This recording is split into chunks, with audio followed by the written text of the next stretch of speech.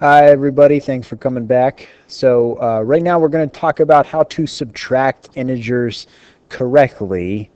Um, and this is going to seem really counterintuitive for a lot of you. It's not going to be normal. We kind of have been operating on the mantra this year that subtraction is dead. We are not really subtracting anymore. We're going to change all of our subtraction to addition. Why do we do that? Because it makes certain subtraction problems a little bit easier, such as when you are subtracting a negative number or you're subtracting two negative numbers. So, okay, let's get into it before I babble too much. All right. So, how do you change subtraction into addition? There are 4 steps. First, in a subtraction problem such as 3 minus 6, your first number stays the same. So 3 will stay 3. Your subtraction sign is going to change to an addition sign. So instead of 3 minus 6, we have 3 plus. Your second number becomes its opposite. Now, if you remember from the last video, the opposite of a positive number is a negative number. So now our problem, instead of 3 minus 6, is 3 plus negative 6. So 6 becomes its opposite. Then you apply the rules of addition. So in that case, we'd be adding two unlike numbers, and you would subtract and keep the sign of the larger number, so your answer would be negative 3. All right, here's an example that we're going to work through and just go one step at a time. So 15 minus 8. First, our first number stays the same, 15. Nothing changes with that. Next, our subtraction sign changes to an addition sign, so 15 plus. Next, our second number becomes its opposite. So our second number in this problem is a positive 8. So the opposite of a positive 8 is a negative 8. Now we are going to apply the rules of addition. We have 15 plus negative 8. So what you do is you subtract and keep the sign of the larger number. So we would do 15 minus 8, which is 7. And I know what you're thinking. Why did we take 4 steps just to get back to what we were doing anyway?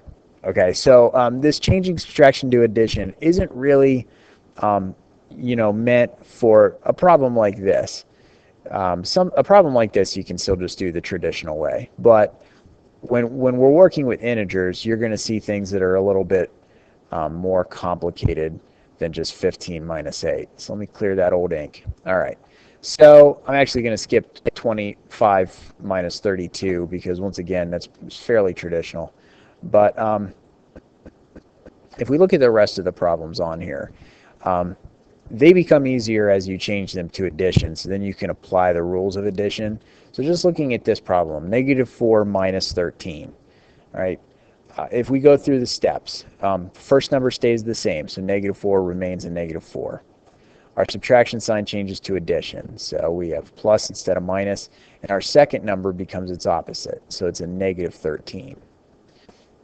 Okay, so now we have negative 4 plus negative 13. That might be a little easier to do than negative 4 minus 13, because the addition rules say all you got to do here is add the numbers and keep the sign. So we know that our answer is going to be negative, and 4 plus 13 is just 17. All right. Look down here at this one, 16 minus negative 12. Now, just a problem like this, leaving it as subtraction can be confusing for a lot of kids. Changing a problem like this to addition really makes it that much more easy. So we apply our rules. 16 stays 16. Our subtraction sign becomes a plus sign. Our second number changes to its opposite. So negative 12 becomes positive 12. All right, so now our problem is 16 plus 12. Isn't this a lot more easy than 16 minus negative 12?